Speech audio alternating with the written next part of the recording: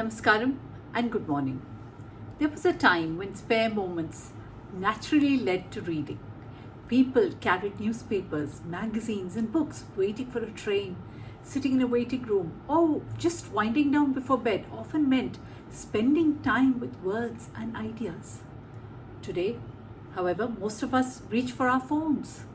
Within seconds, we are scrolling through reels, short memes, and clips. One video becomes another, and we're in a loop before we know it. An hour has passed. Yet, if someone asks us what we learned or what we remembered from that hour, many of us would struggle to answer. This isn't an argument against technology, don't get me wrong. I love technology myself. I'm kind of addicted to reels myself. The internet, of course, has made knowledge more accessible than ever before. The issue is not lack of information. The issue is what is constant scrolling doing to our attention.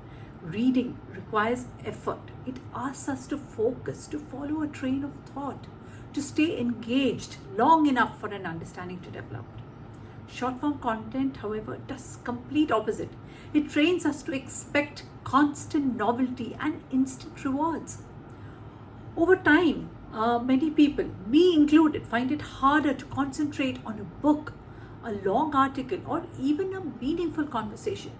We become accustomed to consuming information in fragments rather than exposing ideas in depth.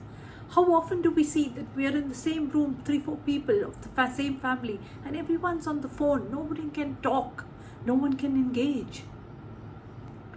Throughout history, people who changed the world, scientists, inventors, leaders, and thinkers, were almost always avid readers.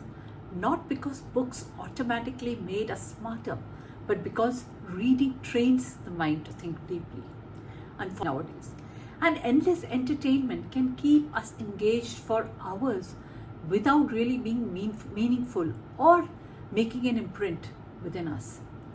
The result, of course, is that we gradually lose our capacity for sustained attention, the very skill needed to learn, create, solve problems, and make good decisions. The good news is that this trend can be reversed. Start small. Read for just maybe 10 minutes a day. Keep a book nearby and reach for it during idle moments instead of just reaching out for the phone.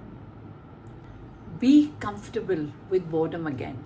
Not every moment needs to be filled with entertainment.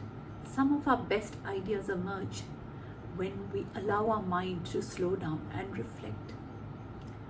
The challenge is not a shortage of information. We have more information than so many previous generations before us.